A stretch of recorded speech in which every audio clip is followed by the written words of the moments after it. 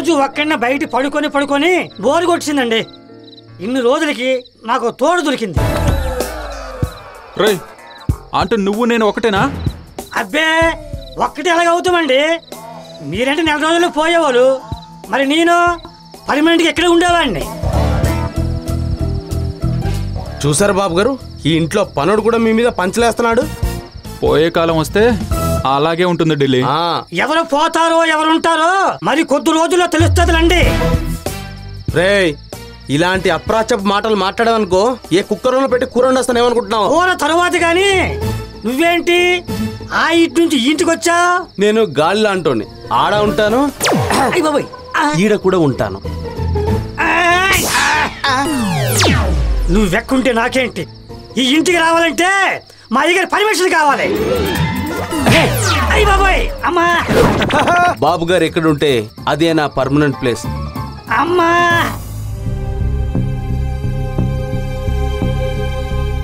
అల్లుడు గారు అలా బయట పడుకోవడం పద్ధతి కాదేమోనండి. నా దగ్గర అల్లుడు అని పిలవద్దని నీకెన్నిసార్లు చెప్పాను? సరే, ఇంట్లో ఉండమని చెప్పిన అతిథిని ఇలా ఆరు బయట పడుకోబెట్టడం పద్ధతి కాదు అని చెప్తున్నాను. నేనేం పడుకోమని చెప్పలేదే. ఎక్కడ పడుకోవాలో కూడా చెప్పలేదు కదండి. అయితే నన్ను ఇప్పుడేం చేయమంటావు? నీ వెళ్ళి బయట పడుకొని వాడిని ఇక్కడ పడుకోమంటావా ఏంది? మిమ్మల్ని బయట పడుకోమని చెప్పట్లేదండి, ఆ అబ్బాయి లోపల పడుకునే ఏర్పాట్లు చేయమని చెప్తున్నాను. సరే ఇక్కడే పడుకోమని చెప్పు, ఒప్పుకున్నాక చస్తానా?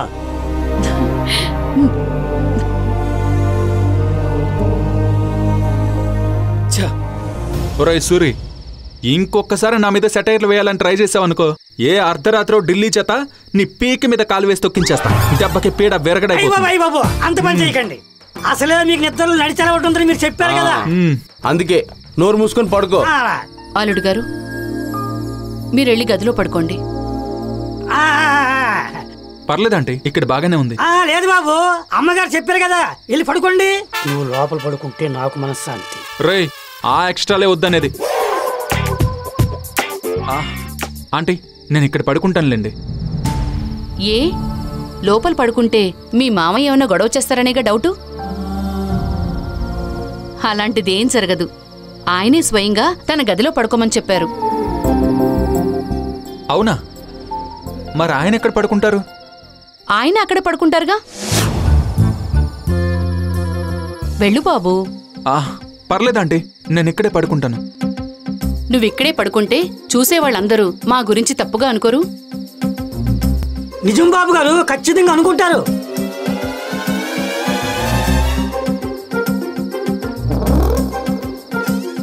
సరే పడుకుంటానులే ఆంటీ, మీరు లోపలికి వెళ్ళండి.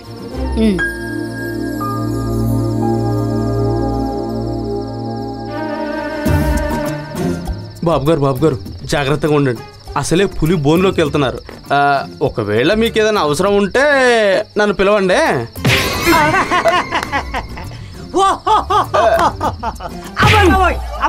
తీరిందా?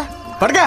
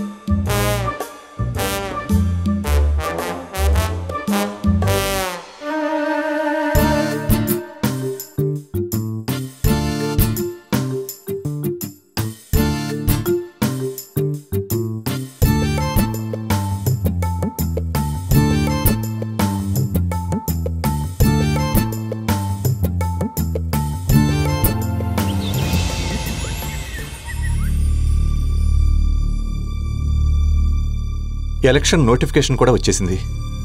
మనం త్వరగా నిర్ణయం తీసుకోవాలరా చక్రి. నేను బాగా ఆలోచించాను రా కృష్ణ. మన ఊరిలో ఆ భూపతికి పోటీగా నిలబడాలి అంటే అది నువ్వైతేనే బాగుండు అనిపిస్తుంది.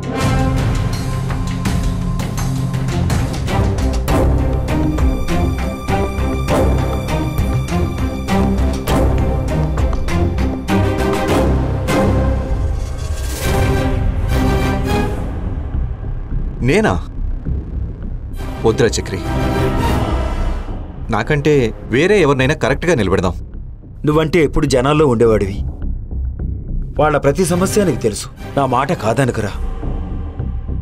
Correct sir.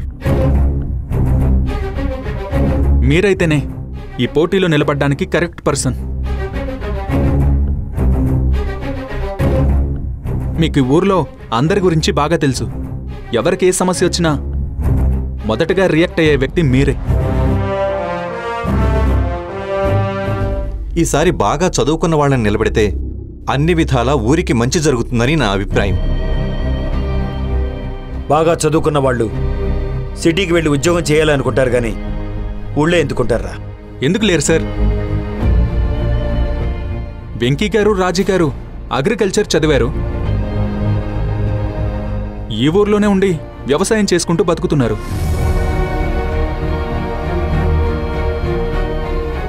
ఊళ్ళో వెంకీ అందరికీ బాగా తెలిసిన వాళ్ళు.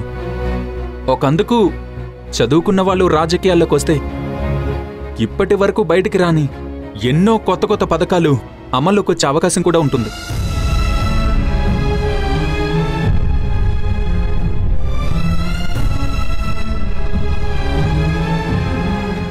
ఇప్పటి వరకు ఎలక్షన్స్లో నాయకులు గెలుస్తున్నారు. వాళ్ళని గెలిపించిన ప్రజలు ఓడిపోతున్నారు. ఇప్పటికైనా జనాల్ని గెలిపించే వ్యక్తిని నాయకుడిగా నిలబెట్టండి సార్. ఊరు బాగుంటుంది, ప్రజల సమస్యలు తగ్గుతాయి. నాకు చెప్పాలనిపించింది చెప్పాను.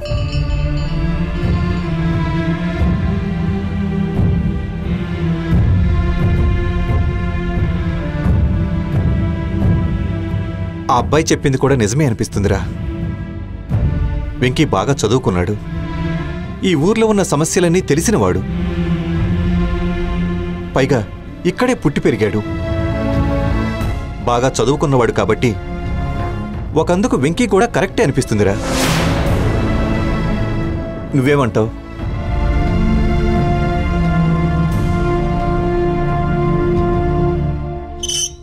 రా బాలు రా. ఏంటి శైలు, ఏం జరిగిందో చెప్పమంటే చెప్పకుండా ఇలా లాక్కొస్తున్నావు? ఈ రోజు వెంకీ అన్నయ్య రాజీ వదనల పెళ్లి రోజు. పెళ్లి రోజా? ఏమైంది అలా అడిగావు? అయినా ఈ విషయం ఇప్పుడా చెప్పేది? ఇంకెప్పుడు చెప్పమంటావు?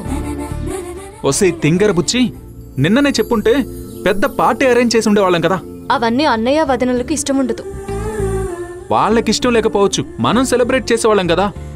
ఏమో, ఇప్పటి వరకు వాళ్ళిద్దరూ ఎప్పుడు పెళ్లి రోజు చేసుకున్నట్టు నేను చూడలేదు. బావ పిసినారు వాడు కదా, డబ్బులు ఎక్కడ ఖర్చు అయిపోతాయని భయం. ఆయన నేను వదులుతానా? పద. అక్క, బావా బయటికి రండి. ఏమైంది బాబుగారు అలా అరుస్తున్నారు? ఇవి అరుపులు కాదు, పిలుపులు. ఏంటి బామర్ది, పొద్దున్నే ఇలా వచ్చావు? అప్పుడే మామగారి ఇల్లు బోర్ కొట్టేసిందా ఏంటి? నాకు మా మామగారి ఇల్లు బోరు కొట్టడం కాదు, నీకే మా అక్క మీద బోరు కొట్టేసింది కదా. ఒరే బామర్ది, పచ్చగా ఉన్న మా కాపురంలో ఇలాంటి లేనిపోయిన అనుమానాలు క్రియేట్ చేసి మా మధ్య గొడవలు పెట్టకు, నీకు దండం పెడతాను. లేకపోతే ఏంటి బావా, ఈ విషయం నాకెందుకు చెప్పలేదు? ఏ విషయం తమ్ముడు? ఆ విషయానికే వస్తున్నా, నువ్వు ఆగక్క. ముందు ఆ విషయం ఏంటో చెప్పు బామర్ది, టెన్షన్తో చచ్చిపోతున్నాను. ఈ రోజు మీ పెళ్లి రోజని నాకెందుకు చెప్పలేదు? ఆ విషయమా? అదేంటి బావా అంత సింపుల్ గా అంటున్నావు? నువ్వు సీరియస్ గా చెప్పినా సింపుల్ గా చెప్పినా ఆయన రియాక్షన్ అలానే ఉంటుంది తమ్ముడు. ఆగక్క, నీ బాధ నేను అర్థం చేసుకోగలను. డబ్బులు ఖర్చు అయిపోతాయని బావ సెలబ్రేట్ చేయట్లేదు, అంతే కదా? కాదు తమ్ముడు, ఏ రోజైతే మా ఇద్దరి మధ్య భార్యాభర్తల బంధం ఏర్పడిందో ఆ రోజు నుంచే వాళ్ళ పెద్దనాన్న మాతో మాట్లాడడం మానేశారు.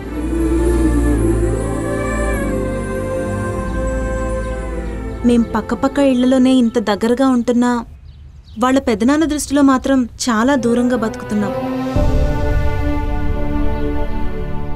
ఏ రోజుకైనా ఆ దూరం దగ్గరై మా ప్రేమని అర్థం చేసుకుని మమ్మల్ని ఆశీర్వదించకపోతారా అని ఎన్నో రోజుల నుంచి ఎదురు చూస్తున్నాం.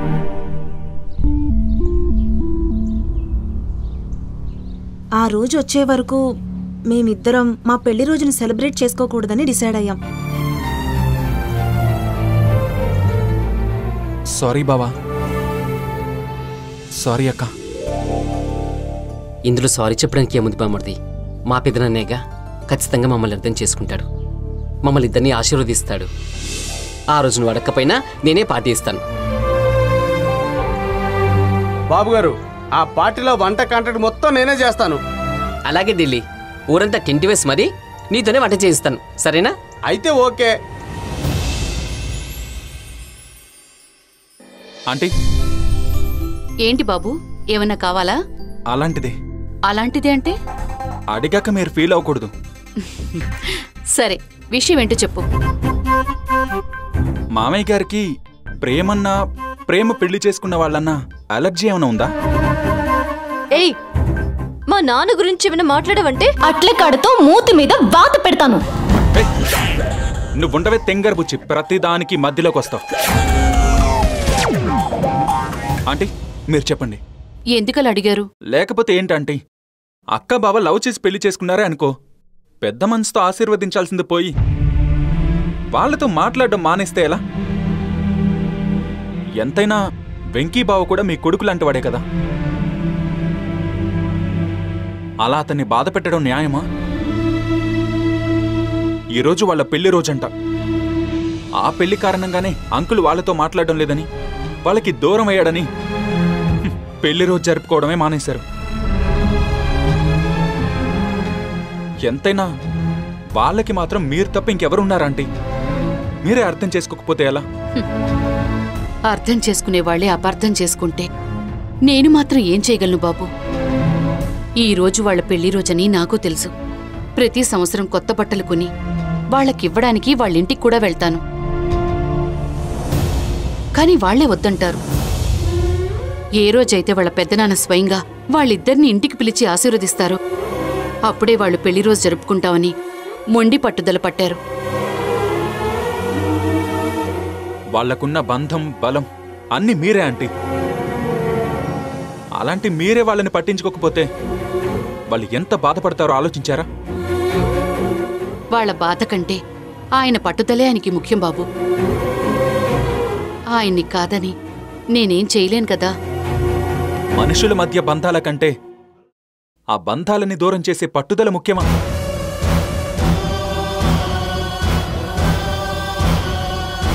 అందరూ అలాగే ఆలోచిస్తే రేపటి రోజు మనిషికి మనిషికి మధ్య అవసరాలే తప్ప ఆప్యాయతలుండవాంటి.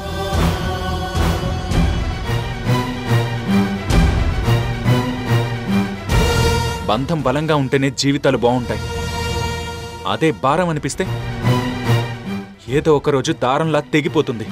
మనం అందుకోలేనంత దూరంగా వెళ్ళిపోతుంది.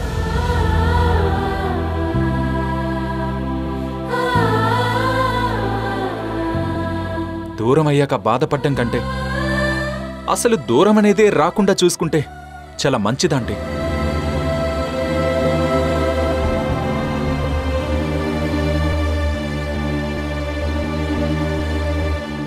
పురిటి నొప్పుల్లో అమ్మ చూపించేది ప్రేమ, మందలించి గురువు చూపించేది ప్రేమ. ప్రేమ ప్రాణం కాదు, మన ఊపిరి ఆగినా ప్రాణం పోయినా మన జ్ఞాపకాలుగా మిగిలిపోయేది ప్రేమ ఒక్కటే.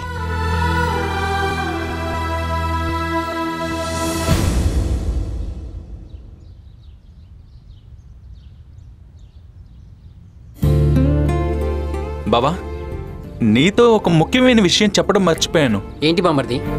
ఈసారి ఎలక్షన్స్లో భూపతికి పోటీగా ఎవరిని నిలబెడదామా అని కృష్ణప్రసాద్ గారు మా మావయ్య మాట్లాడుకుంటుంటే నేనే నీ పేరు, అక్క పేరు చెప్పాను. బామ్మర్ది, నువ్వు ఫీల్ అవనంటే ఒక చిన్న మాట చెప్తాను. ఏంటి బావా? నీకు కొంచెం నోటిదోలు ఎక్కువే. బాగా చెప్పావన్నయ్య. లేకపోతే ఏంటి, వచ్చిన పని వదిలేసి ఇలా ఉచిత సలహాలు ఇస్తూ కూర్చుంటే ఇలాగే అంటారు మరి. ఏంటి అన్నా చెల్లెలిద్దరూ కలిసి నా తమ్ముడి మీద పడ్డారు? అలా అడుగక్క. అయినా వాళ్ళ మనసులో ఏముందో ఎవరికేం తెలుసు? ఒక్కవేళ ఆయన మనసు మార్చుకుని మీ ఇంటికి రావచ్చేమో, నిన్ను పోటీగా నిలబెట్టొచ్చేమో.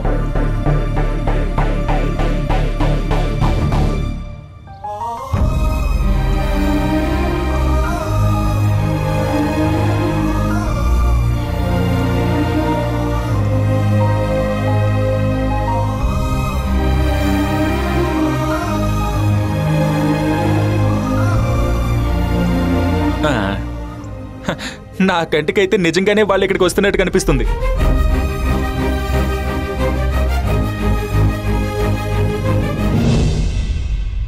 చేతిలో నామినేషన్ పేపర్లు కూడా కనిపిస్తున్నాయి. నిజమే బామ్మర్ది, నాకు కనిపిస్తున్నాడు. నాన్న నిజంగానే ఇక్కడికి వస్తున్నారు. ఊరుకో శైలమ్మ, పెదనాన్ని ఇక్కడికి ఎందుకు వస్తాడు? అంతా నీ భ్రమ. భ్రమ కాదన్నయ్య, నిజంగా.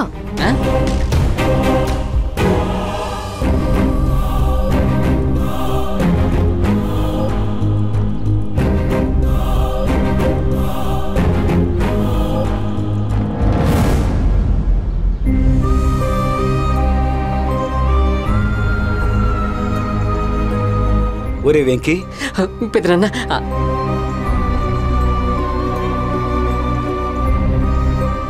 పిలిచింది నిన్నేరా?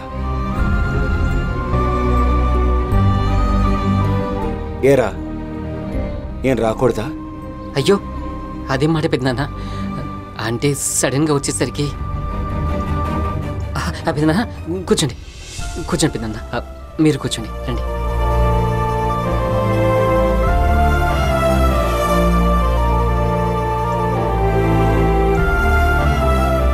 ఒరే వెంకీ, నీకో పెద్ద బాధ్యత అప్పగించబోతున్నారా?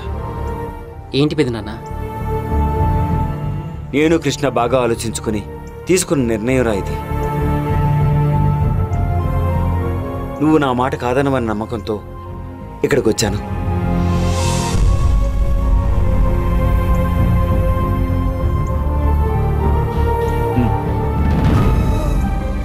ఈసారి ఎలక్షన్లో భూపతికి పోటీగా నువ్వే నామినేషన్ వేయాలి.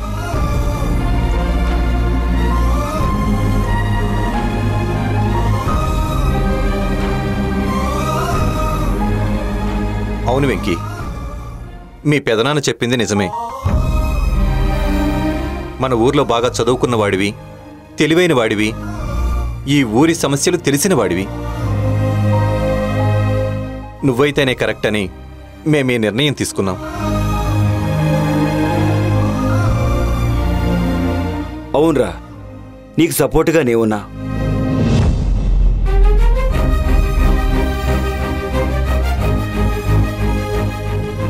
నా వారసుడిగా ఈ ఊరి బాగోగులు, ప్రజల మంచి చెడ్డలు చూడాల్సిన బాధ్యత నీ మీద ఉంది.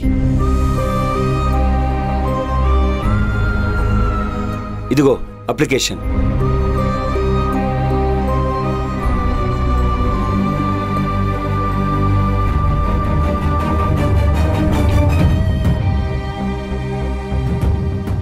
నామినేషన్కి రెడీగా ఉండు.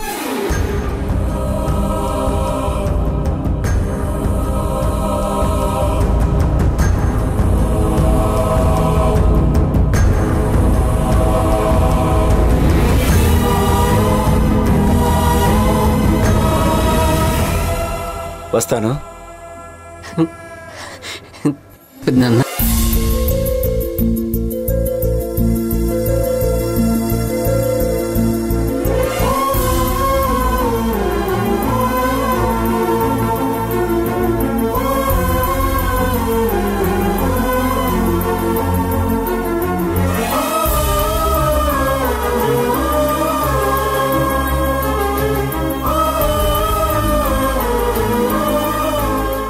థ్యాంక్స్ పెద్దనాన్న. వెళ్ళొస్తానురా.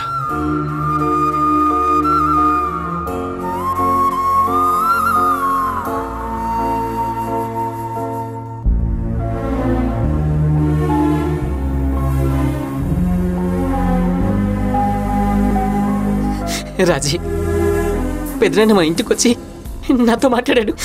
నన్ను ఆయన వారసుడు అన్నాడు. నువ్వు విన్నావా?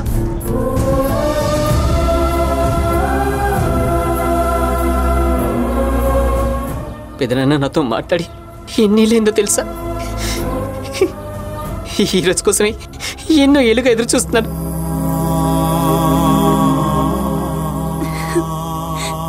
ఇదంతా నా తమ్ముడు వల్లేనండి. థ్యాంక్స్ తమ్ముడు.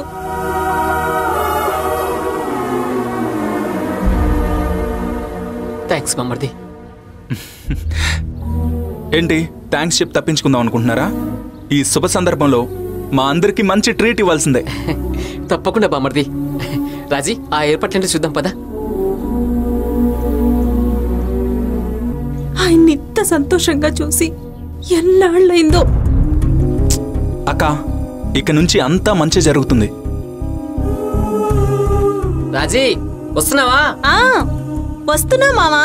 త్వరగా వెళ్ళాక లేట్ అయిందంటే ఈ శుభ సందర్భంలో బావ నీకు డివోర్స్ ఇచ్చినా ఇచ్చేస్తాడు. ఎప్పుడేం మాట్లాడాలో కూడా తెలీదా నీకు? శైలు, నాకొక డౌట్. ఏంటి? పొద్దున్న నేను మీ అమ్మతో మాట్లాడిందే మీ నాన్న ఏమన్నా విన్నాడంటావా? అందుకే అనేది. మరి ఏమని? నీకు నోటి దూల ఎక్కువ అని. ఓ పద.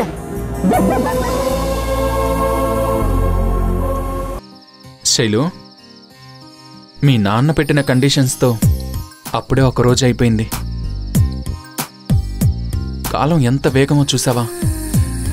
మనతోనే ఉన్నట్టుంటుంది, కానీ ఎప్పటికీ మన కోసం ఆగదు. గెలవాలనే తపన మనల్ని నడిపిస్తున్నా ఓడిపోతామేమో అనే ఆలోచన మాత్రం ఆగిపోయేలా చేస్తుంది.